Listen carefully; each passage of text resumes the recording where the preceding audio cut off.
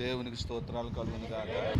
మనము, మన బిడ్డలు, మన ఇంటివారు రాబోయేటువంటి దినాలలో దేవుని యొక్క ఆశీర్వాదాన్ని పొందుతూ మనం దేవుని యొక్క సంరక్షణలో మనం ఉండాలంటే భక్తులను మాదిరిగా బైబిల్లో దేవుడు మనకి చూపినటువంటి కొంతమంది భక్తులను లేక వాక్యము మనకు చూపిస్తున్న మాదిరిని మనం అనుసరించాలి.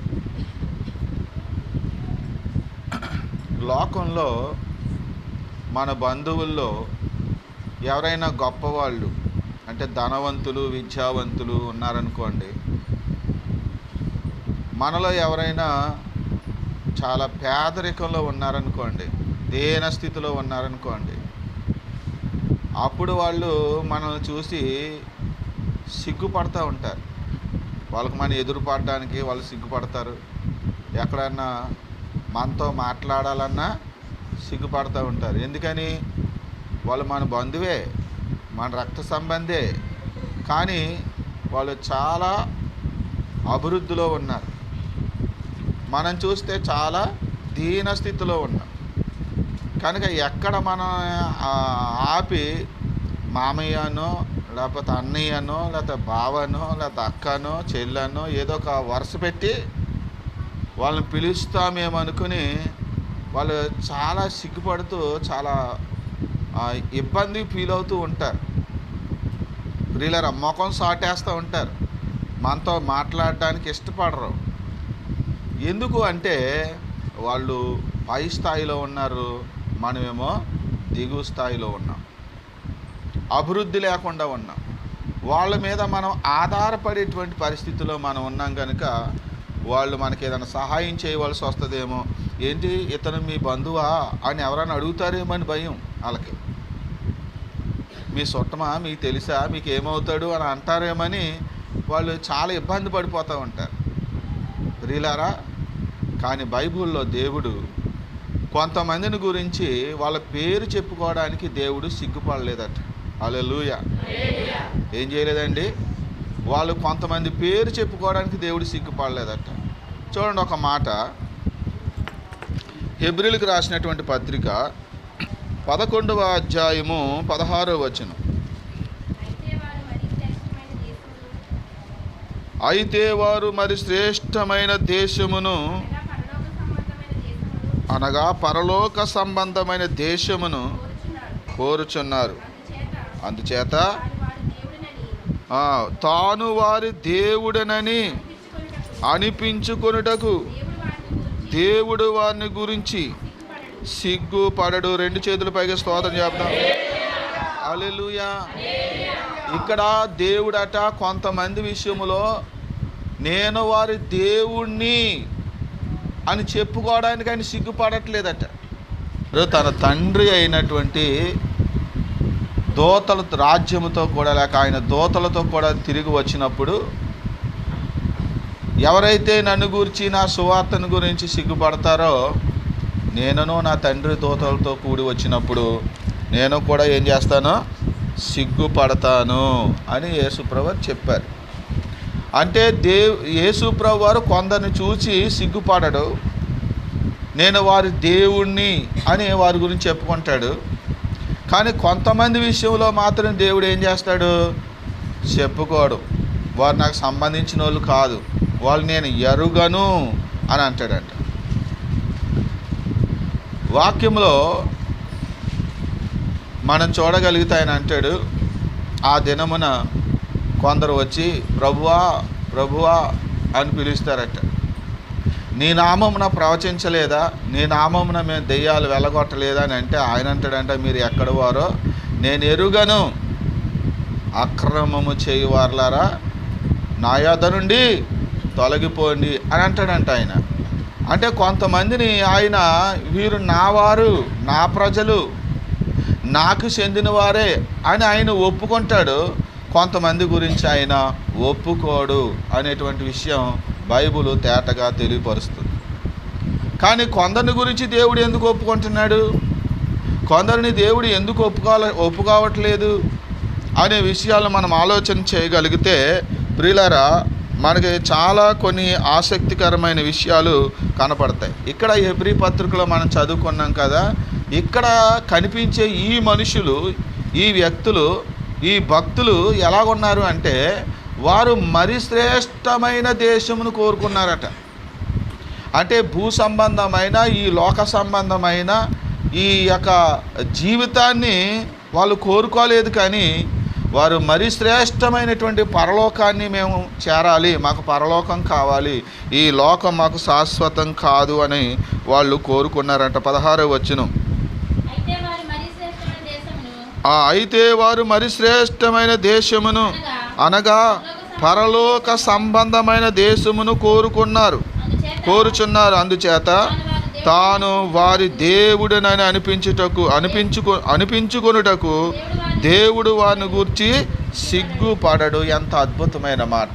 ఇక్కడ వారి దేవుణ్ణి అనడానికి కొంతమంది గురించి దేవుడు సిగ్గుపడక, అవును నేను వాళ్ళ దేవుణ్ణి అని ఒప్పుకుంటున్నాడంట. వాళ్ళు నా ప్రజలు, వాళ్ళు నా కుమారులని ఒప్పుకుంటున్నాడంట. ఎంత ఆశీర్వాదం! దేవుడు మనలను తన కుమారుడిగాను తన కుమార్తెగాను ఒప్పుకోకపోతే ప్రియులారా మనం పరలోకం ఎట్టా వెళ్తాం? నిత్య జీవంలోకి ఎలా చేరగలుగుతాం? బాప్తీసం పొందుకుంటే చేరిపోతామా? మందిరాలకు వెళ్ళి భజనలు చేస్తే మనము పరలోకానికి చేరిపోతామా? ఈనాడు చాలామంది సొంత డబ్బా వాయించుకుంటున్నారు.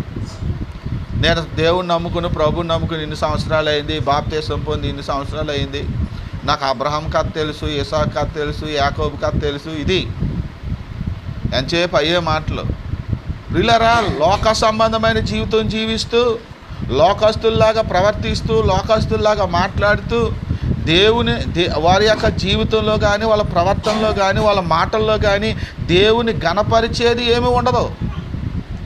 దేవుని అవమానపరిచేది, దేవుని పనిని చెడగొట్టేది, ప్రియులారా దేవుని యొక్క సువార్తకు, దేవుని సేవకు ఆటంకపరిచేది కూడా వాళ్ళ జీవితాల్లో ఉంటూ కూడా మేము గొప్ప భక్తులము, మేమే పరలోకం వెళ్ళిపోతాము అని విర్రవీగుతున్నటువంటి క్రైస్తవులు చాలామందిని మనం చూస్తూ ఉన్నాం కదా. మరి ఇలాంటి వాళ్ళ గురించి ఆయన పరలోకానికి వెళ్ళవలసి వచ్చినప్పుడు, అవును మీరు నా బిడ్డలే, నాకు తెలిసిన వారే, మీరు రండి అని ఆయన ఏమైనా ఆహ్వానిస్తాడా? లేకపోతే అక్రమం చేయవారులారా నా యొద్ద నుండి పొండి అని అంటాడా? ఆలోచన మనం చేయాలి. ఎందుకంటే ఈ భక్తుల్ని ఆయన నేను వారి దేవుణ్ణని చెప్పుకోవడానికి ఎందుకు సిగ్గుపడలేదంటే ఈ లోకాన్ని కోరుకోలేదట. ఈ దేశం, ఈ లోకంలో నేను ఉండాలి, ఈ లోకంలో సంపాదించుకోవాలి, ఒక లోకంలో తినాలి, ఈ లోకంలో తిరగాలి అని భూ సంబంధమైన, శరీర సంబంధమైన వాటి మీద మనసు పెట్టక, పరలోకం అనేది ఒకటి ఉంది, పరలోకమందు దేవుడు అనేవాడు ఉన్నాడు, ఆయన సన్నిధిలో నేను నిందారీతిగా నడుచుకోవాలి, నేను ఆయన సన్నిధికి చేరుకోవాలి, ఆయన నాకు అనుగ్రహించే పరలోకానికి చేరుకోవాలనే తాపత్రయపడుతూ వాళ్ళు ఎన్నో కష్టాలని, ఎన్నో బాధలను సహితం లెక్క చేయకుండా దేవుని మహిమ కొరకు వాళ్ళు జీవించారండి. అందుకని దేవుడు వారి దేవుణ్ణి అని చెప్పుకోవడానికైనా సిగ్గుపడని రాయబడింది. హెబ్రీ పత్రిక 2వ అధ్యాయము చూడండి 5వ వచనం.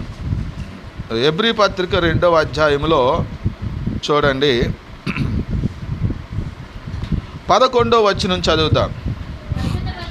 పరిశుద్ధ పరచబడి వారికిని అందరికీ ఒకటే మూలము, ఈ హేతువు చేతను వారిని సహోదరులను పిలుచుటకు ఆయన సిగ్గుపడక నీ నామమును నా సహోదరులకు ప్రచురపరుతును. దేవుని స్తోత్రం. యేసు ప్రభువారంట కొంతమందిని చూసి వీరు నా సహోదరులు, అంటే నాకు తోడబుట్టోళ్ళు, వీళ్ళు నాకు తమ్ముళ్ళు అని కొంతమందిని గూర్చి చెప్పుకోవడానికి యేసుప్రభువారు సిగ్గుపడలేదట. ఎవరిని గురించి ఆయన అలా చెప్పాడు? యేసుప్రభువారు ఎవరిని వీరు నా సహోదరులు అని ఆయన ఎవరిని గురించి చెప్పాడు? చూడండి మత్తయి సువార్త 12వ అధ్యాయము 48 నుంచి చూడండి, లేకపోతే 49 చూడండి. తన శిష్యుల వైపు చెయ్యి చాపి, ఎంత గొప్ప అద్భుతం కదా! తన శిష్యుల వైపు తన చెయ్యి చాపాడట యేసు ప్రభువారు. ఆయన ఎవరి గురించో చెప్తున్నట్టుగా కాకుండా తన శిష్యుల వైపు చెయ్యి చాపి, ఇదిగో నా తల్లియు నా సహోదరులను పరలోకమందున నా తండ్రి చిత్తము చొప్పున చేయువాడే నా సహోదరుడును నా సహోదరియు నా తల్లియు అని. చూడండి, యేసు ప్రభువు వారు ఒక చోట బోధ చేస్తూ ఉన్నప్పుడు ఆయన తల్లియు ఆయన సహోదరులు వచ్చారట. ఆ పైన మనం చదివితే మనకు తెలుస్తుంది. 46వ వచనంలో ఆయన జన సమూహములతో ఇంకా మాట్లాడుచుండగా ఇదిగో ఆయన తల్లియు సహోదరులను ఆయనతో మాట్లాడగూర్చు వెలుపల నిలిచి ఉండేరి. అప్పుడు ఒకడు ఇదిగో నీ తల్లియు నీ సహోదరులను నీతో మాట్లాడవలనని వెలుపల నిలిచి ఉన్నారని ఆయనతో చెప్పాను. అందుకు ఆయన తనతో ఈ సంగతి చెప్పిన వాని చూచి నా తల్లి ఎవరు, నా సహోదరులు ఎవరు అంటే తల్లి అని ఆయన తల్లి అని చెప్పుకోవట్లేదు. ఇక్కడ ప్రాముఖ్యమైన విషయం ఏంటంటే ఆయన పుట్టింది కన్య మరియ గర్భాన్ని పుట్టినప్పటికీ ప్రియులారా ఆమెను నా తల్లి అని చెప్పుకోవడానికి ఆమెకు ఒక యోగ్యమైన జీవితం ఉండాలన్నమాట. యేసు ప్రభువు వారి తర్వాత కొంతమంది పిల్లలు పుట్టారు కదా, మరి ఆ పిల్లలు కూడా తన సహోదరులను చెప్పుకోవడానికి ఒక అర్హత ఉండాలి. బైబిల్లో మనం చదవగలిగితే అపోస్తలుడైన పౌలు గారు చెప్తారు, అబ్రహాము సంతానమైనంత మాత్రమున అందరూ కుమారులు కాదు,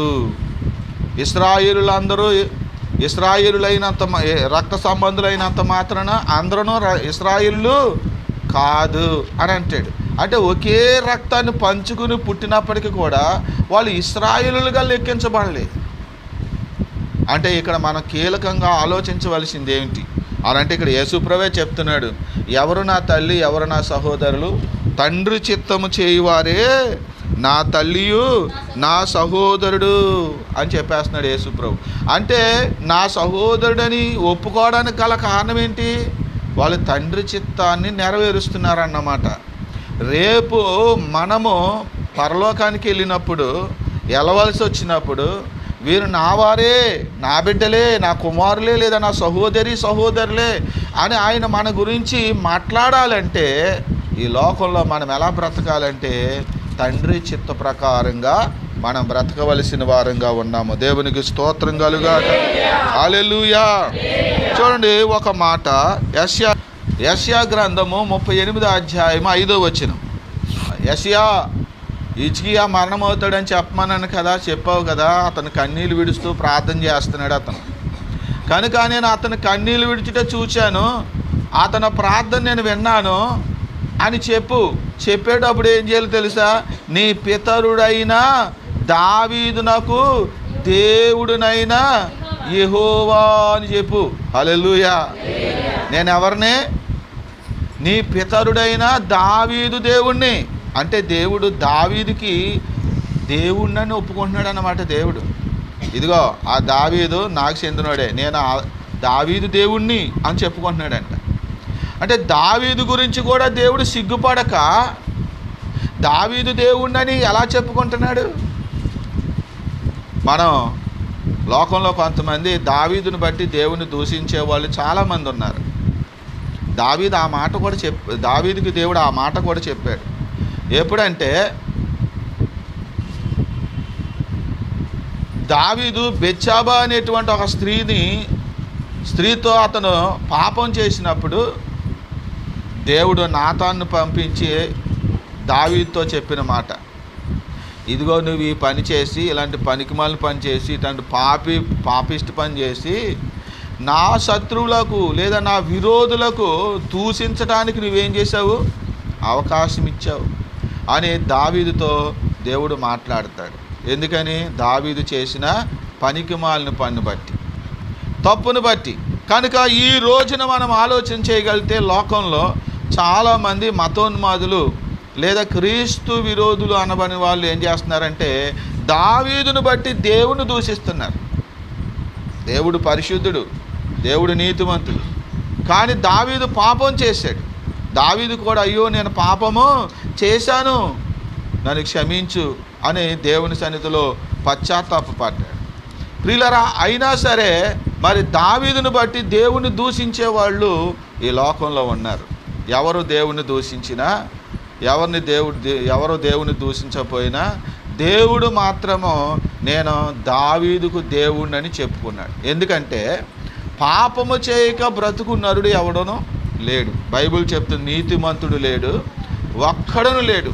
యేసు ప్రభుని దూషించేవాళ్ళు, యేసు ప్రభు వారిని అవమానకరంగా మాట్లాడేవాళ్ళు ఏమన్నా నీతిమంతులా? వాళ్ళ జీవితాలు వాళ్ళు పరీక్షించుకుంటే తెలుస్తుంది. ప్రియులారా, ఒకరోజు రాబోతుంది, ఆ రోజున ఆయన అందరి చిట్టా బయట పెట్టే రోజు రాబోతుంది. అప్పుడు కొంతమంది ఘనత నొందుతారట, కొంతమంది ఏమో నిశ్చయముగా అవమానం పొందుతారంట. దేవుని స్తోత్రం. కనుక బైబిల్లో మనం చదవగలిగితే దావీదును దేవుడు ఎందుకు తాను దావీదుకు దేవుడిని ఆయన సంతోషంగా ఒప్పుకున్నాడు? యేసుప్రభు వారి శిష్యులు చూసి వీరు నా సహోదరులని ఎందుకు ఒప్పుకున్నాడు? యేసుప్రభు వారి శిష్యులు తండ్రి చిత్తాన్ని నెరవేర్చారు కాబట్టి. అప్పుడు చెప్పేశాడు కదా, ఎవరు నా తల్లి, ఎవరు నా సహోదరుడు? తండ్రి పరలోకమందున్న నా తండ్రి చిత్తము చొప్పున జరిగించేవాడే నా తల్లియు నా సహోదరుడును అని యేసుప్రభు అన్నారు కదా. మరి పరలోకమందున్న దేవుని చిత్తం ఏమిటి? దేవుని చిత్తం ఏంటంటే మత్తయి సువార్త 18వ అధ్యాయంలో ఒక మాట రాయబడింది. మత్తయి సువార్త 18వ అధ్యాయం 14వ వచనంలో, అలాగునని ఈ చిన్నవారిలో ఒక్కడైనను నశించుట పరలోకమందున్న మీ తండ్రి చిత్తము కాదు. అది అందరికీ సువార్త ప్రకటించాలి, వీలైతే అందరినీ రక్షణలోకి నడిపించాలి. ఎవ్వరు నశించిపోకూడదు. వాళ్ళు వయసులో పెద్దోళ్ళైనా సరే, వయసులో చిన్నోళ్ళైనా సరే, ప్రతి ఒక్కరు కూడా రక్షణ పొందాలనేది దేవుని చిత్తం. కనుక ప్రతి ఒక్కరూ రక్షణ పొందాలంటే ముందు రక్షణ సువార్త అందరూ వినాలి. సువార్త వినకుండా ఎలాగ ఆయన ప్రార్థిస్తారు? ప్రార్థించకుండా ఎలా రక్షించబడతారు? రోమిలికి రాసిన పత్రిక 10వ అధ్యాయంలో రక్షణ గురించి ఆయన ఒక మాట చెప్తూ ఉన్నాడు. అపోస్తలుడైన పౌలు గారు చూడండి, 10వ అధ్యాయము రోమిలికి రాసిన పత్రిక 9వ వచనం, అదేమనగా యేసు ప్రభు అని నీ నోటితో ఒప్పుకొని దేవుడు మృతులలో నుండి ఆయనను లేపనని నీ హృదయమందు విశ్వసించిన ఎడల నీవు రక్షింపబడుదువు. చూడండి, ఈ లోకంలో ఉన్న ఒక చిన్న బిడ్డ కూడా రక్షణ పొందాలన్నా, ఒక వృద్ధాప్యంలోకి వచ్చేసిన పెద్ద వయసులు కూడా రక్షణ పొందాలన్నా, ఎవరు రక్షణ పొందాలన్నా వాళ్ళు యేసు ప్రభు అని నమ్మాలంట. ఆయన మృతులలో నుండి చూడండి, యేసు ప్రభునంట నోటితో ఒప్పుకోవాలి, ఆయన మృతుల్లో నుండి తిరిగి లేచాడని హృదయంలో విశ్వసించాలట. అలాగైతే రక్షణ పొందుతారట. ఎవరు? చిన్నపిల్లలైనా సరే, పెద్దవాళ్ళైనా సరే, ఎవరైనా రక్షించబడి వాళ్ళు పాపాలు క్షమించబడి వాళ్ళు పరలోకానికి చేరుకోవాలంటే యేసు ప్రభు అని నమ్మాలంట, ఒప్పుకోవాలట నోటితోని. రెండవదిగా ఆయన మృతుల్లో నుండి తిరిగి లేచాడని హృదయంలో కూడా విశ్వసించాలంట. చిన్నపిల్లలైనా పెద్దవాళ్ళైనా అందరూ రక్షణ పొందాలి. ఎందుకంటే నరకం ఎవరో కూడా భరించలేనిది, అది ఘోరమైంది. మూర్ఖత్వం వల్ల, అవిధేయత వల్ల, అవిశ్వాసం వల్ల నిత్య నరకంలోకి వెళ్ళవలసి వస్తుంది తప్ప దేవుడు ఎవరిని కూడా నరకంలో వెయ్యాలి అనేటువంటి ఉద్దేశం కలిగిన వాడైతే కాదు. నరకాన్ని కూడా దేవుడు ఎవరి కోసం సిద్ధపరిచాడంట? అపవాదికిని వాని దూతలకు మాత్రమే ఆయన సిద్ధపరిచాడంట. కానీ అపవాదికిని వాని దూతలకు సిద్ధపరిచిన ఆ నిత్యాగ్నిలోనికి కొంతమంది మనుషులను కూడా ఆయన ఏం చేస్తున్నాడు? పొండి అని చెప్తున్నట్లుగా మత్తయి సువార్తలో రాయబడింది. ఆయన ఎడమవైపునున్న వారిని చూసి ఆయన అన్నాడు, శపింపబడిన వారులారా, అపవాదికిని వాని దూతలకు సిద్ధపరిచి నిత్యాగ్నిలోనికి పొండి అన్నాడంట. కారణం ఏంటంటే అపవాది యొక్క లక్షణాలు కలిగి, అపవాది యొక్క అలవాట్లు కలిగి వాడికలాగి వాళ్ళు ప్రవర్తిస్తూ వచ్చారు. కనుక ప్రియులారా, మూర్ఖత్వంతోనూ అవిశ్వాసంతోనూ అవిధేయతతోనూ వారి దేవుని రక్షణ పోగొట్టుకున్నారు. కనుక వాళ్ళు నిత్య నరకంలోకి పోవాల్సి వస్తుంది. కానీ దేవుని యొక్క హృదయము ఎటువంటిదంటే, అయ్యో నా పోలికలో, నా స్వరూపంలో, నా స్వభావంలో నేను సృష్టించుకున్న ఈ మానవులు నా బిడ్డలు, వీళ్ళు నరకంలో పడకూడదు, వీళ్ళు రక్షించబడాలనే కోరిక ఆలోచన కలిగిన వాడంట దేవుడు. అది ఆయన చిత్తం. అందుకని ఇప్పుడు వాళ్ళందరూ రక్షించబడాలి అంటే, వారు రక్షణ పొందాలంటే ఎలా రక్షణ పొందుతారు? వాళ్ళకి యేసును గూర్చిన సువార్త ప్రకటించాలి కదా.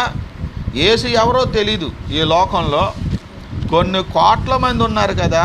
ఈ కోట్లాది మంది ప్రజలకి యేసు ప్రభు ఎవరో తెలీదు. మరి యేసు ప్రభు అని నమ్మాలి, ఆయన మృతులలో నుండి కూడా తిరిగి లేచాడని కూడా నమ్మాలి.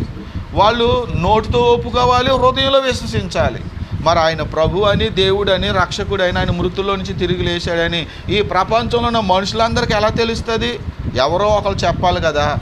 చెప్తేనే కదా వాళ్ళకి తెలిసేది, అప్పుడే కదా వాళ్ళు ఒప్పుకునేది, అప్పుడే కదా వాళ్ళు విశ్వసించేది. ఆ మాట ఇక్కడ చెప్తున్నాడు రోమిలికి రాసిన పత్రిక 10వ అధ్యాయం 9వ వచనంలో. అదేమనగా యేసు ప్రభు అని నీ నోటితో ఒప్పుకొని దేవుడు మృతులలో నుండి ఆయనను లేపనని నీ హృదయమందు విశ్వసించిన ఎడల నీవు రక్షింపబడదువు. ఎలయనగా నీతి కలుగునట్లు మనుష్యుడు హృదయములో విశ్వసించును, రక్షణ కలుగునట్లు నోటితో ఒప్పుకొనును. ఏమనగా ఆయన యందు విశ్వాసముంచు వాడెవడును సిగ్గుపడడని లేఖనము చెప్పుచున్నది. చూడండి 13వ వచనం, 12వ వచనం చూడండి. యూదుడని గ్రీసు దేశస్థుడని భేదము లేదు, ఒక్క ప్రభువే అందరికీ ప్రభు అయ్యుండి తనకు ప్రార్థన చేయ వారందరికీ ఎడల కృప చూపుటకు ఐశ్వర్యవంతుడై ఉన్నాడు. దేవుని స్తోత్రం. మూడో విషయం ఇక్కడ కనపడతా ఉంది. ఒకటి, నోటితో ఒప్పుకోవాలి ఆయన ప్రభు అని. 2, హృదయంలో విశ్వసించాలి ఆయన మృతుల్లో నుంచి తిరిగి లేచాడని. మూడవదిగా ఆయనకి ప్రార్థన చేయాలట. ప్రార్థన చేస్తే వారందరికీ కూడా, తనకు ప్రార్థించే వారందరికీ కూడా ఆయన కృపామహదైశ్వర్యం అంటే క్షమాపణ, రక్షణ అందరికి అనుగ్రహించడానికి ఐశ్వర్యవంతుడై ఉన్నాడంట. కానీ మరి అందరూ ఎలా ప్రార్థన చేస్తారు? ఎప్పుడు ప్రార్థన చేస్తారు? ఆయన అంటే యేసు ఎవరో తెలీదు, ఆయన చనిపోయి తిరిగి లేచాడో లేదో తెలీదు, ఆయన ప్రార్థిస్తే ఆయన రక్షిస్తాడో స్వస్థపరుస్తాడో ఏం చేస్తాడో తెలీదు ప్రజలకి. కనుక ప్రియులారా, వీళ్ళు విశ్వసించాలన్నా, వీళ్ళ నోటితో ఒప్పుకోవాలన్నా ఏం చేయాలి? ఎవరో ఒకరు వాళ్ళకి సువార్త ప్రకటించి వాళ్ళని రక్షణలోనికి, విశ్వాసంలోనికి నడిపించాలి. కనుక యేసు ప్రభు వారి యొక్క శిష్యులు ఏం చేశారంటే తమ ప్రాణాలని పణంగా పెట్టి సర్వలోకానికి వెళ్ళి వాళ్ళు ఏం చేశారండి? సువార్త ప్రకటిస్తూ వచ్చారు. దేవునికి స్తోత్రం కలుగాలి. హల్లెలూయా. యేసు ప్రభు వారి శిష్యులు ప్రపంచమంతా చెదరిపోయి వాళ్ళు సువార్త ప్రకటించారు. కనుక ఈ రోజున ఎంతమంది రక్షణ పొందుకొని ఈ భాగ్యాన్ని మనం అనుభవించగలుగుతూ ఉన్నాం. అందుకనే వాళ్ళు ఆ సువార్త ప్రకటించే క్రమంలో వాళ్ళు తమ ప్రాణాలని పోగొట్టుకున్నారు, కుటుంబాలను పోగొట్టుకున్నారు. కొంతమంది మిషనరీల యొక్క చరిత్రలు మనం చదివితే భార్యను పోగొట్టుకున్న వాళ్ళు, మరి వాళ్ళ కన్న బిడ్డలను పోగొట్టుకున్న వాళ్ళు, స్వగ్రామాన్ని స్వదేశాన్ని పోగొట్టుకున్న వాళ్ళు, చివరికి హతసాక్షులుగా చనిపోయినటువంటి భక్తులు, మిషనరీలు, ప్రియులారా, యేసుప్రభు వారి శిష్యులు ఎందరో ఉన్నట్టు మనకి చరిత్ర తెలుస్తుంది. కనుక యేసుప్రభు వారు ఏమంటున్నారంటే ఇదిగో వీరు నా సహోదరులు అని వాళ్ళ గురించి సహోదరులని చెప్పుకోవడానికి ఆయన ఏమవ్వలేదట? సిగ్గుపడలేదు. వాళ్ళు ఐశ్వర్యవంతులని కాదు, వాళ్ళు గొప్ప విద్యావంతులని కాదు. యేసుప్రభు వారి శిష్యులు ఎవరండి? కొంతమంది పామరులు, విద్య లేని పామరులు అంట కొంతమంది. అందులో పేతురు గారు ముఖ్యమైనోడు. దేవునికి స్తోత్రం. ఎందుకంటే వాళ్ళు జాలర్లు కాబట్టి వాళ్ళు విద్య లేని పామరులని, వాళ్ళు ఎంత వాగ్దాటితో ఎలా బోధిస్తున్నారని ఆనాడున్న పరిచయులు, చదువుకున్నటువంటి పరిచయులు ఆశ్చర్యపోయారట. కొంతమంది చదువుకున్న శిష్యులు ఉంటే కొంతమంది చదువు లేని వాళ్ళు ఉన్నారు. అపోజిట్ పౌలు గారు ఉన్నారు అనుకోండి, ఆయన చదువుకున్నవాడు, అందుకని ఆయన నాలెడ్జ్ వేరే అయింది. దేవునికి స్తోత్రం. ప్రియులారా, గమనించండి, వాళ్ళు తన ప్రాణాలని ప్రభు కోసము సమర్పించి వాళ్ళు త్యాగం చేశారు. కనుక యేసుప్రభు అంటున్నాడంట వీళ్ళు నా సహోదరులని. ఒకటి, దావీదు గురించి కూడా దేవుడు అలా చెప్పాడు. కొంతమంది భక్తుల గురించి నేను వీరు దేవుణ్ణి అని చెప్పాడు. ఇక్కడేమో వీళ్ళ నా సహోదరులు అని చెప్పి ఆయన వారిని గురించి ఒప్పుకుంటున్నాడు అనే వాక్యము తెలియపరుస్తూ ఉంది. చూడండి ప్రియులారా, ఎందుకు దేవుడు ఇలాగ కొందరిని ఒప్పుకోగలుగుతూ ఉన్నాడు? యెషయా గ్రంథంలో మనం చూస్తే దావీదు విషయంలో మనం ఆలోచన చేయగలిగితే యెషయా గ్రంథము 38వ అధ్యాయం 5వ వచనంలో ఆయన ఏమంటున్నాడు? నీ పితరుడైన దావీదునకు తండ్రి అయిన దావీదునకు దేవుడైన యెహోవా, దావీదునకు దేవుడైన యెహోవా. అంటే ఇక్కడ ముఖ్యంగా మనం గమనించవలసిన దావీదు పేరు మనము మాట్లాడుకుంటున్నాం. ఈరోజు మన సందేశము దావీదు మీద ఉండబోతూ ఉంది. దావీదు తప్పు పని చేశాడు, దేవుడికి అవమానం కలిగించే పనే చేశాడు. కానీ దావీదు పశ్చాత్తాపడ్డాడు. దావీదు గురించి ఆయన ఒక మాట పలుకుతూ ఉంటాడు. అపోస్తుల కార్యాలు 13వ అధ్యాయము 22వ వచనంలో మనం చదివితే అక్కడ వాక్యములు ఏమని రాయబడింది అంటే అంటే సౌలుని అంటే తొలగిస్తున్నాడంటే దేవుడు. కనుక తరువాత అతనిని తొలగించి దావీదును వారికి రాజుగా ఏర్పరచును. మరియు ఆయన నేను యెషయా కుమారుడైన దావీదును కనుగొంటిని, అతడు నా ఇష్టానుసారుడు, అతడు నా ఇష్టానుసారుడైన మనుషుడు, అతడు నా ఉద్దేశములన్నీ నెరవేర్చును. చాలండి. దావీదట దేవునికి ఇష్టానుసారుడయ్యాడట. దావీదంట దేవుని ఉద్దేశాన్ని నెరవేర్చేవాడయ్యాడట. దేవుడు ఎందుకు ఈ మాట పలికాడో క్రీస్తు విరోధులకి, మతోన్మాదులకి అర్థం కాక దావీదు బెత్షెబ అనే స్త్రీతో పాపం చేశాడు. అందుకు ఇష్టడయ్యాడా దావీదు?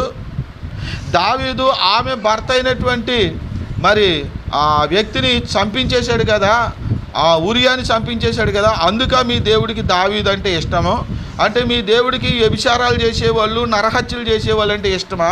ఇదేం దేవుడు అని చెప్పేసి యేసుక్రీస్తు ప్రభువారిని నేడు ప్రియులారా అనేకమైన గొంతులు సోషల్ మీడియా వేదికగా యూట్యూబుల్లో విపరీతంగా దూషిస్తున్నారు.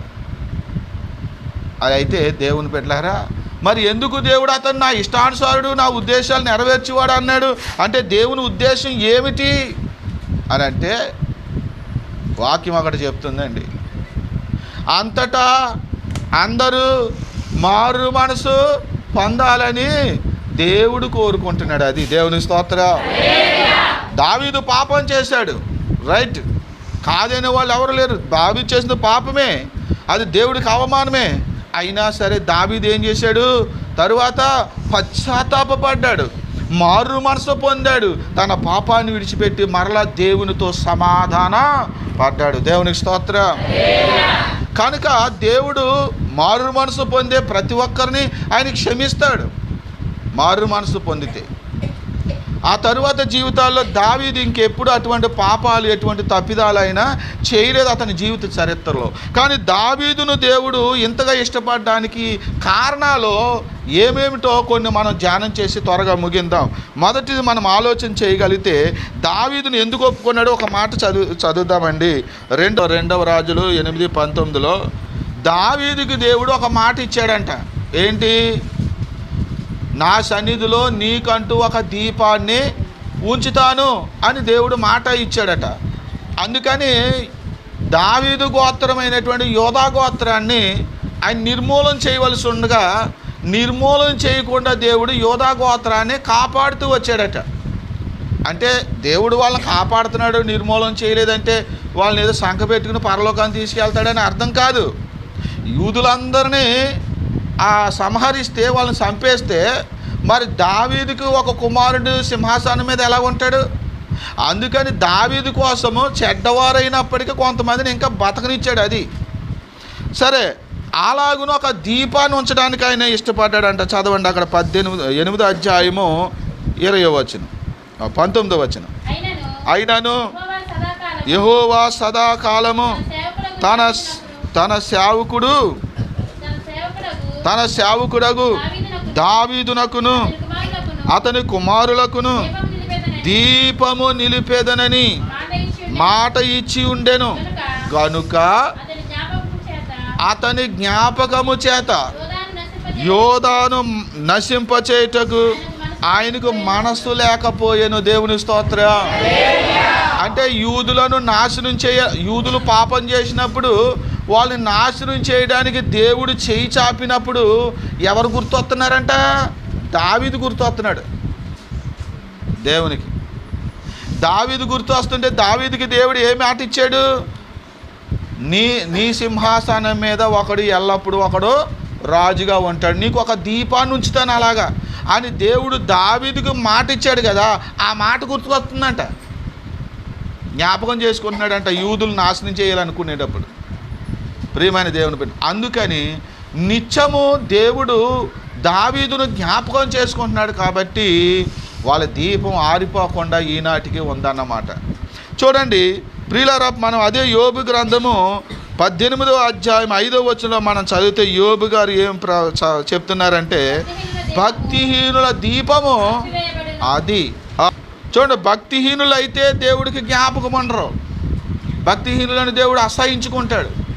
భక్తిహీనుల యొక్క గుడారం ఆరిపోతుంది, వాళ్ళ దీపం ఆరిపోతుంది. కానీ దావీదు భక్తుడు. అతడు ఎలా భక్తుడయ్యాడు? ఏ విధంగా భక్తుడయ్యాడు? దేవుని చేత ఇంత గొప్ప వాగ్దానాన్ని అతను ఎలా పొందాడు? ఈరోజు మనం ఈ నూతన సంవత్సరంలో దేవుని దగ్గర నుంచి ఒక మంచి వాగ్దానాన్ని మనం ఎలా పొందగలుగుతాం? బిడ్డలారా, ఆలోచన చేసుకుందాం.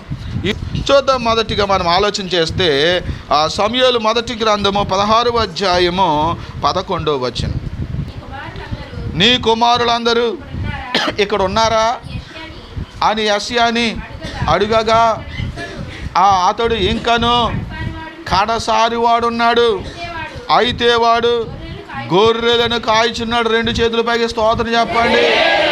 హల్లెలూయా. దావీదు ఏం చేస్తున్నాడంట అండి? గొర్రెలను కాస్తున్నాడంట. మొదటి పాయింట్ ఏంటండి? గొర్రెలను కాస్తున్నాడంట. గొర్రెలను తోడేలుకో, పులుకో, సింహానికో ఆహారంగా వదిలిపెట్టట్లేదు. అరణ్యములో, కొండల్లో ఉండే దొంగలకి ఆహారముగా వదిలిపెట్టట్లేదు. మరి ఏం చేస్తున్నాడు? గొర్రెలను కాపాడుతున్నాడట. మరి మన గొర్రెలను కాపాడుతున్నామా?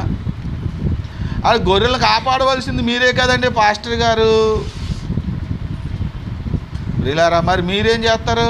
గొర్రెలను చెదరగొడతా ఉంటారా? కాపరిగానే ఏమో మేము గొర్రెలు కాపాడుతూ ఉంటాం, అది మా పని. ఎప్పుడును సాధ్యమైనంత మట్టికి ఒక గొర్రె కూడా పాడైపోయి తప్పిపోయి పెద్ద పులుకో, సింహానికో, తోడేలుకో, మరి ఏదో క్రూరమైన జంతువుకు ఆహారంగా మారిపోకుండా, వాళ్ళు మరణం కాకుండా అంటే నిత్య నరకంలో పడకుండా ఉండడానికి సాయశక్తులా మేము కాపాడుతాం. అవసరమైతే హెచ్చరిస్తాం, గద్దిస్తాం, అవసరమైతే ప్రేమిస్తాం, నీతి అందు శిక్ష కూడా వేస్తాం.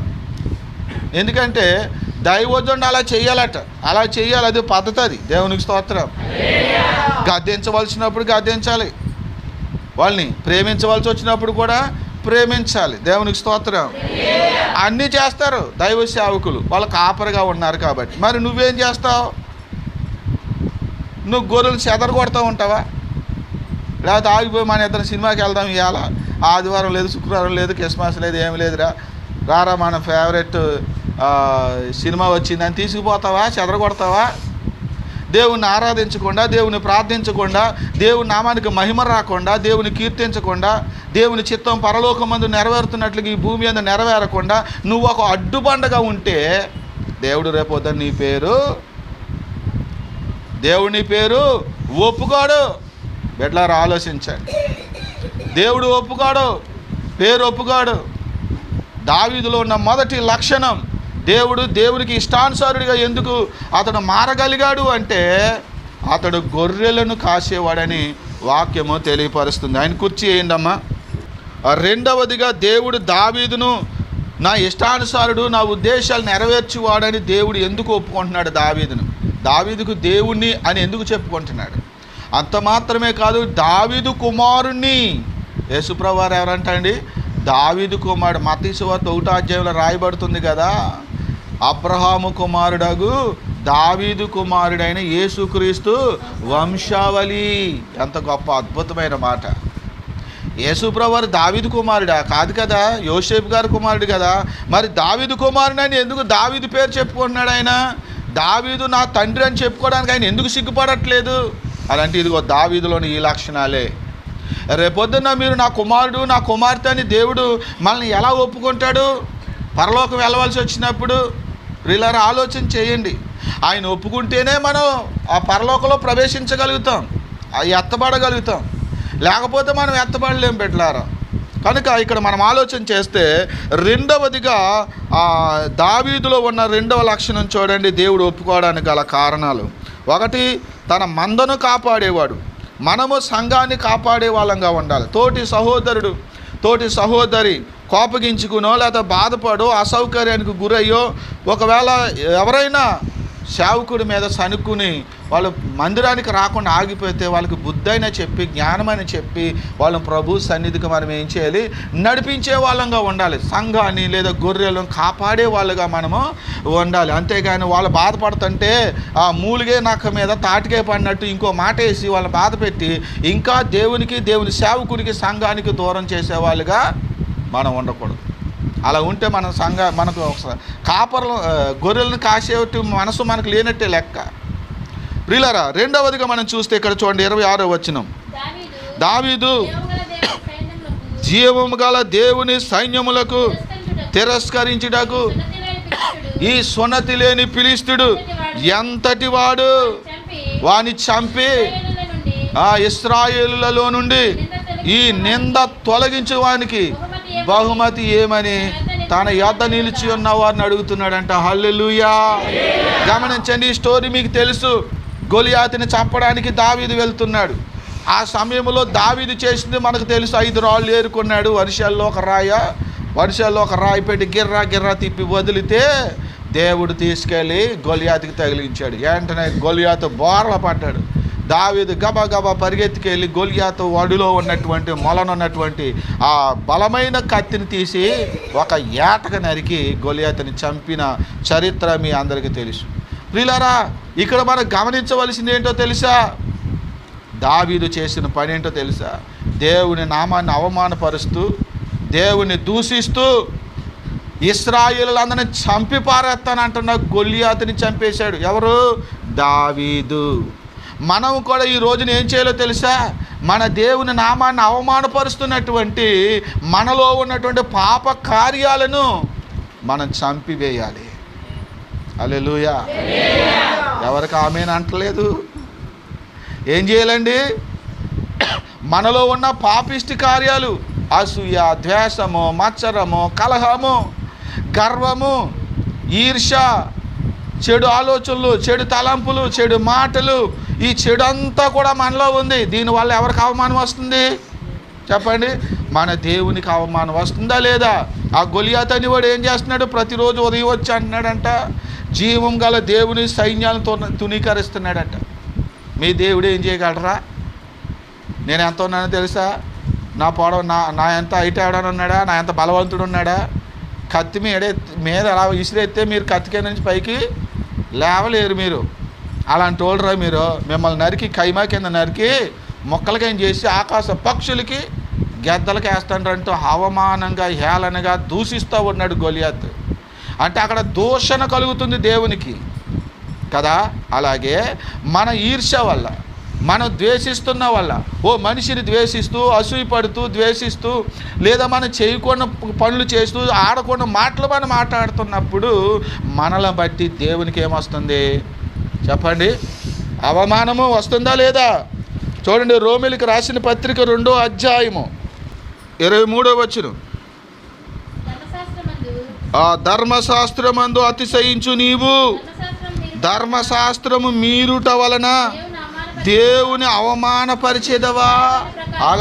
ఆగండి. ఈవేళ ఆదివారమే కదా. ఎక్కడ ఉండాలి నువ్వు? దేవుడి మందిరంలో ఉండాలి కదా. మరి ఎక్కడున్నాం మనం? ఎక్కడో ఉండకుండా స్థలాల్లో ఉన్నాం. మరి అప్పుడు దేవుడికి అవమానం కదా. ధర్మశాస్త్రంలో ఏమని రాయబడింది వాక్యంలో? 6 దినాలు పనిచేసి 7వ దినము విశ్రాంతి దినం పరిశుద్ధంగా ఆచరించమని దేవుడు రాయించాడా? ఆ ధర్మశాస్త్రానికి, ఆ వాక్యానికి విరుద్ధంగా నువ్వు జీవిస్తున్నావా? అప్పుడు దేవునికి అవమానం రాదా? అందుకే నా కింద ఏమంటున్నాడో చూడండి. రాయబడిన ప్రకారము మిమ్మును బట్టియే కదా దేవుని నామము అన్యజనుల మధ్య దూషింపబడుతున్నది. ఎంత అవమానకరమండి. ఈనాడు క్రైస్తవుల వల్లే కదండి, సంఘపు విశ్వాసుల వల్లే కాదండి దేవుని నామానికి అవమానం వస్తుంది. స్వార్థంతోనూ, అసూయతోనూ, ద్వేషంతోనూ, రకరకాల ఉద్దేశాలతోనూ మనము పలికే మాటలను బట్టి, మనం చేసే ప్రవర్తన బట్టి వెనకాల దేవునికి ఎంత అవమానం కలుగుతుందో ఎప్పుడైనా మనం ఆలోచన చేస్తున్నామా? ఆలోచన చేయట్లేదు. అందుకని అవమానపరుస్తున్నటువంటి గొలియాతును ఒక్క ఏటకి మేక నరికినట్టు నరికాడు దావీదు. మనమేం చేయాలో తెలుసా దేవుని బిడ్డలారా? మనలో ఉన్న గొలియాతు లాంటి చెడ్డ అలవాట్లన్నీ కూడా మనం ప్రతిరోజు చంపేయాలి. దేవునికి స్తోత్రం. నువ్వు కత్తట్టుకుని వెళ్ళి ఎవరినో నరకవలసిన అవసరం లేదు. కర్ర తీసుకెళ్ళి ఎవరినో కొట్టవలసిన అవసరం లేదు. నోరుంది కదని చెప్పేసి ఎవరి మీద నువ్వు నిందలు వేయవలసిన అవసరము లేదు. కానీ వాక్యం ఒక విషయం చెప్తుంది చూడండి. కీర్తనల గ్రంథము 101వ అధ్యాయం 8వ వచనం. యెహోవా పట్టణములో నుండి పాపము చేయవారందరినీ నిర్మూలము చేయుటకై దేశమందున్న భక్తిహీనులందరినీ ప్రతి ఉదయమున నేను సంహరించేదను. దేవుని స్తోత్ర. భక్తుడైనటువంటి కీర్తనాకారుడు సెలవిస్తా ఉన్నాడు, దేశంలో ఉన్న భక్తిహీనులందరినీ నేను ఏం చేస్తాను? ప్రతి ఉదయాన్నే చంపేస్తాను అన్నాడు. అంటే ఉదయం లెగ్గానే లేచిందే పరుగు, ఓ కత్తి తీసుకుని వెళ్ళిపోయి ఎక్కడికక్కడ నరికేస్తున్నాడు అని అనుకుంటున్నారా? లేదు దేవుని బిడ్డలారా. తనలోనే ఉన్నటువంటి భక్తిహీనత, పాపిష్టి కార్యాలు, పాపిష్టి స్వభావాన్ని ప్రతిరోజు ఏం చేస్తున్నాడంట? ఉదయం లేగానే చంపేస్తున్నాడంట. మనం అలా చేస్తున్నామా? అంటే ప్రతిరోజు చంపడం ఏంటండి అని అంటారా? చెడ్డ బుద్ధులు ప్రతిరోజు వస్తాయి. ఇప్పుడే మంచోడివి, వెంటనే నువ్వు చెడ్డోడు అయిపోతావు. ఇప్పుడు దాకా మంచిగా ఆలోచిస్తావు, వెంటనే చెడ్డగా ఆలోచిస్తావు. ఇప్పుడు వరకు మంచిగా ప్రవర్తిస్తావు, మళ్ళీ వెంటనే చెడ్డగా ప్రవర్తిస్తావు. అందుకని ఎప్పటికప్పుడు చెడు అనే దాన్ని మనం ఏం చేయాలి? సంహరించుకుంటూ పోవాలి. అలాంటి వాళ్ళు దేవునికి ఇష్టం. హల్లెలూయా. అలాంటి వాళ్ళు దేవునికి ఇష్టలు. ఎప్పటికప్పుడు చెడు స్వభావాన్ని తీసేసుకోవాలి, దాన్ని సంహరించేయాలి, వేళ్లతో కూడా పెకలించేయాలి నీలో ఉండకుండా. అలా ఉండగలిగితే నువ్వు దావీదు లాంటి వాడివే. హల్లెలూయా. గొలియాతుని చంపినట్టు నువ్వు చంపినటువంటి వ్యక్తివే. పాపాన్ని చంపేవాళ్ళు దేవునికి ఇష్టలు. దేవునికి అవమానాన్ని తీసుకొచ్చేవాళ్ళు లేకుండా, అటువంటి స్వభావం లేకుండా ప్రియులారా మనలో మనం ఆ స్వభావాలను చంపేస్తే మనం దేవునికి ఇష్టలుగా ఉంటాం. మరొక మాట చూడండి. సమూయేలు గ్రంథం 23వ అధ్యాయము 1వ వచనం. ఆ తరువాత ఫిలిష్తీయులు కయీలా మీద యుద్ధము చేసి పొలం మీద ధాన్యము దోచుకున్నారని దావీదు నాకు వినబడెను. అప్పుడు దావీదు, నేను వెళ్ళి ఫిలిష్తీయులను హతము చేయుదునా అని యెహోవా యొద్ద విచారణ చేయగా. చాలండి దేవుని స్తోత్రం. ఇక్కడ దావీదు యొక్క శత్రువులు వచ్చి దావీదు ప్రాంతంలో పడి ధాన్యం ఎత్తుకుపోయారట. అప్పుడు దావీదు ఏం చేస్తున్నాడో తెలుసా? నా శత్రువుల్ని తరువుకుంటా వెళ్ళనా? వాళ్ళు నువ్వు నాకు అప్పగిస్తావా? నన్ను ఏం చేయమంటావు? నన్ను వెళ్ళమంటావా మానమంటావా అని ప్రార్థన చేస్తున్నాడు. ఏం చేస్తున్నాడండి? ప్రతి విషయంలోనూ దేవునికి ప్రార్థన చేసేవాళ్ళు దేవునికి ఇష్టలు. హల్లెలూయా. ఇది ఏ పనైనా చేసేటప్పుడు ఇది దేవుని చిత్తమా కాదా, దేవునికి మహిమ తెచ్చేదా కాదా అని ఆలోచించి దేవుని చిత్తానికి అనుకునే వాళ్ళు ఎవరు? ప్రియులారా, ప్రతి పని, ఒక వ్యాపారం చేయాలనుకుంటే, ప్రభువా నేను పలానా వ్యాపారం చేయాలనుకుంటున్నాను, మరి వ్యాపారం చేయమంటావా మానేమంటావా? నీ చిత్తం ఏమై ఉంది ప్రభువా అని మనం దేవుణ్ణి అడుగుతామా? లేదు లేదు లేదు అడగం. ఏం చేస్తామో మనం అనుకుంటాం, వ్యాపారం పెడేస్తాం. ఇలాగున అంటే ఉదాహరణగా చెప్తున్నాను. పిల్లలకు పెళ్ళిళ్ళు చేయరనుకోండి, సంబంధం కుదిరిందనుకోండి, బాబు ఇలాంటి సంబంధం మళ్ళీ వస్తుంది ఏంటి అనుకో, దేవుడి చిత్తం అక్కర్లే. చేసేయడం. దేవుడికి స్తోత్రం. వాళ్ళు ఎవరైనా సరే చేసేయడం ఇలాగన్నమాట ప్రభువా. కానీ దేవుణ్ణి అడిగేవాళ్ళు మాత్రం బహు తక్కువ. దావీదు అన్ని విషయాల్లో దేవుని ప్రార్థన చేస్తూ వచ్చినట్లుగా మనకు వాక్యంలో తెలుస్తూ ఉంది. దేవుని వాక్యం తెలియపరుస్తూ ఉంది. చూడండి అక్కడ 4వ వచనం, దావీదు మరలా యెహోవా యొద్ద, అంటే దేవుడు సమాధానం ఇచ్చాడు, వెళ్ళు వాళ్ళు నీకు అప్పగిస్తానని. అయినా సరే మరలా ప్రార్థన చేస్తున్నాడు ఇంకోసారి, మరలా అవునా కాదా అని కన్ఫర్మ్ చేసుకుంటున్నాడు దేవుని చిత్తాన్ని. కనుక దేవుడు మరలా వెళ్ళమని చెప్తాడు. ఇక్కడ మనం గమనించేది ఏంటంటే ప్రతి విషయంలో దేవునికి ప్రార్థన చేసి తన పనులు దేవుని చిత్తమో కాదో తెలుసుకుని దేవుని చిత్త ప్రకారంగా జరిగించేవాడు దావీదు. హల్లెలూయా. మనకి ఇవి కనబడట్లేదు. ఏం కనబడుతున్నాయి? ఆ పాపం ఒకటే కనబడింది. ప్రియులారా, ఆ విషయంలో పశ్చాత్తాపడ్డాడు, ఆ విషయంలో మారు మనసు పొందాడు. ఇంకొకసారి దానికి తావులేదు తన జీవితంలో. అందుకని ఇక ఆ మచ్చను మనం చూడవలసిన అవసరం లేదు. కానీ దావీదులో ఉన్న ఈ మంచి లక్షణాలు మనం చూసుకోవాలి. అవి మన ఆధ్యాత్మిక జీవితానికి అలవర్చుకుంటే మనం కూడా దేవుని ఎదుట ఇష్టలుగా ఉండగలుగుతాము. చూడండి కీర్తనల గ్రంథం 4వ అధ్యాయం పైన చిన్న చిన్న అక్షరాల్లో మాటలు ఉన్నాయి. చూడండి, ఒకసారి చదవండి.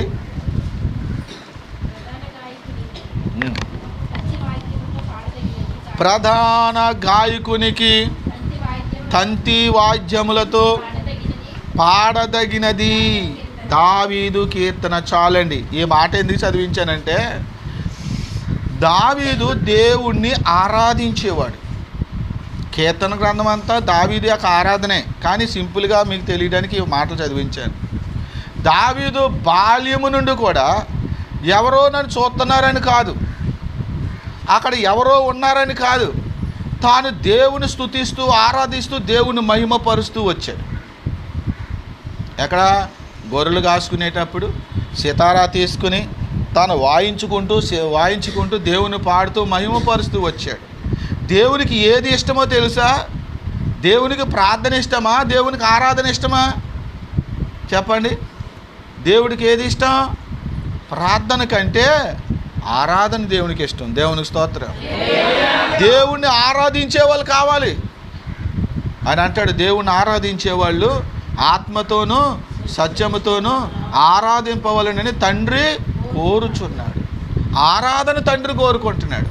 కనుక దావీదు దేవుని ఎల్లప్పుడూ ఆరాధించేవాడుగా మనకు బైబిల్లో కనిపిస్తాడు. మరి మనం దేవుణ్ణి ఆరాధిస్తామా? చాలామంది ఆరాధించట్లేదు. ఆరాధనకే పెందలుగా రావట్లేదు. మీరు వస్తున్నారులే, ఈ మధ్యకాలంలో మీరు బాగా అలవాటు అయ్యారు. పెందల కాడే వస్తున్నారు, దేవుని స్తుతిస్తున్నారు, పాడుతున్నారు. కానీ ఇంకా ఇంప్రూవ్ అవ్వండి. మనసారా దేవుని స్తుతించండి. మైక్ ఇస్తేనే పాడడము, స్పెషల్ సమయం ఇస్తేనే పాడడం కాదు. ఎవరు నిన్ను చూస్తున్నారో ఎవరు చూడట్లేదని కాదు. ఎవరు చూసినా చూడకపోయినా దేవుడు చూస్తున్నాడు కదా, ఆయనకి ఇంపుగా పాడు. దేవునికి స్తోత్రం. మనసారా ఆయన్ని మహిమపరచుటకు నువ్వు పాటలు పాడుతూ ఉంటే దావీదు లాంటి హృదయం ఎవరున్నారండి అక్కడ? దావీదు పాడుతున్నాడు, యెహోవా నా కాపరి, నాకు లేమి కలుగదు అంటూ ఆయన పాడుతున్నాడు పాటలు. రాజు అయిన దేవా నేను స్తుతిస్తాను, కీర్తిస్తానని ఇలాగ ఎన్నెన్నో పదాలు పెట్టి దావీదు మహిమపరుస్తూ ఉన్నాడు. ఈ ఆరాధన అంతా ఎవరు చూస్తున్నారు? ఎవరు వింటున్నారు? దేవుడు చూస్తున్నాడు, దేవుడు వింటున్నాడు. కనుక దావీదుని దేవుడు దావీదుకి నేను దేవుణ్ణి అని చెప్పుకోవడానికి దేవుడు ఇష్టపడ్డాడు. దావీదు కుమారుణ్ణి నేను అని చెప్పుకోవడానికి యేసుప్రభు వారు ఇష్టపడ్డారు. ఈ రోజున నిన్ను ఈమె నా కుమార్తె అని దేవుడు యేసుప్రభు వారు ఇష్టపడతారా? ఈనాడు దేవుడు నిన్ను ఇతను నా కుమారుడు అని నిన్ను ఇష్టపడతాడు ఆయన? అలాగున్నామా మనం? ఒకసారి మనం ఆలోచన చేసుకోవాలి. చూడండి సమూయేలు 2వ గ్రంథం 7వ అధ్యాయం 1-12 వచనాలు.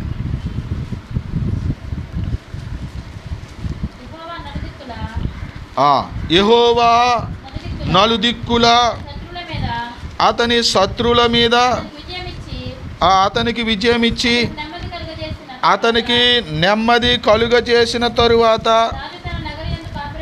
రాజు తన నగరయందు కాపురముండి నాతానను ప్రవక్తను పిలువనంపి నేను దేవదారు మ్రానుతో కట్టిన నగరయందు వాసము చేయుచుండగా దేవుని మందసము డేరాలో నిలిచి ఉన్నదనగా. దేవునికి స్తోత్రం.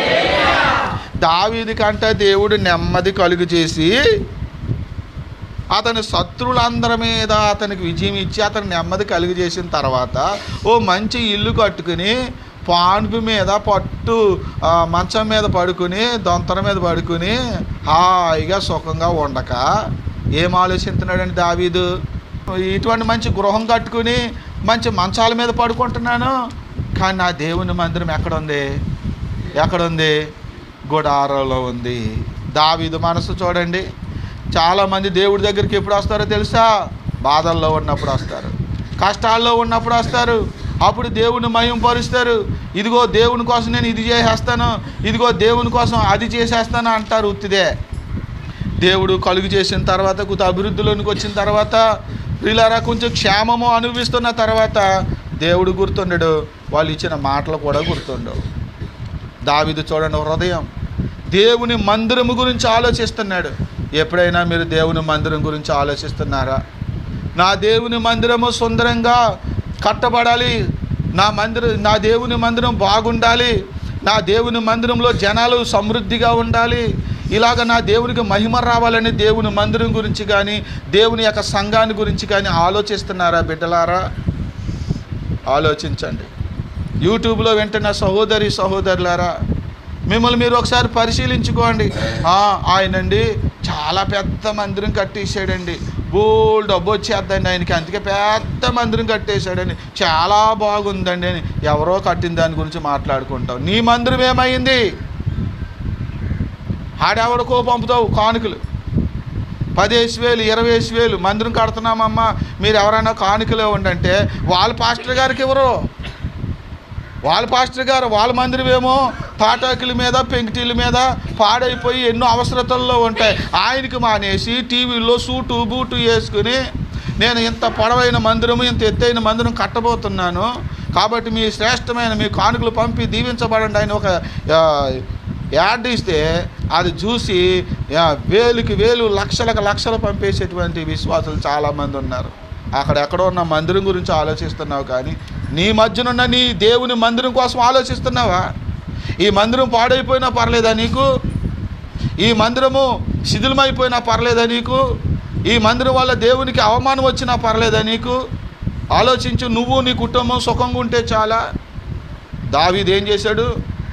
తన కుటుంబం సుఖంగా ఉన్నామని ఇక పర్లేదులేక నాకు దేశమంతా నెమ్మదిగా ఉంది, శత్రువులందరూ నాకు భయపడిపోయి లోబడిపోయారు, నన్ను ఎదిరించే శక్తి బలం ఎవడికి లేదు అని అనుకుని విర్రవేగలేదు. కానీ నాకు ఈ స్థితి ఇచ్చిన, నన్ను ఎంతగా బాగు చేసిన, నాకు ఎంత ఘనత తెచ్చినా నా దేవుని యొక్క మందిరం మాత్రము గుడారంలో ఉంది మందసము అని ఆలోచిస్తున్నాడు.